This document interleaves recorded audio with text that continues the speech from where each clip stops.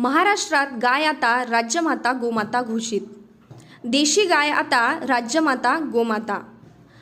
महाराष्ट्रात आता देशी गायींची ओळख राज्यमाता गोमाता अशी असेल। भारतीय संस्कृती जपणाऱ्या देवाभाऊंच्या महायुती सरकारने हा निर्णय घेतलाय।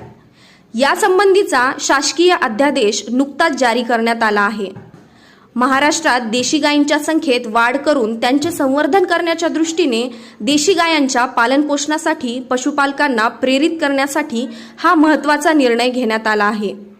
राज्यात देशी गायींच्या संवर्धनासाठी प्रति गाय प्रतिदिन 50 रुपये अनुदान देण्यात येईल। गोशाळांना अत्यल्प उत्पन्न असल्याने त्यांच्या मदतीसाठी हा निर्णय घेण्यात आला आहे।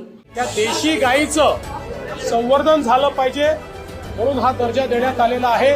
आणि एवढंच नाही तर ज्या ठिकाणी पांजरपोळ आहे, ज्या ठिकाणी व्यवस्था आहे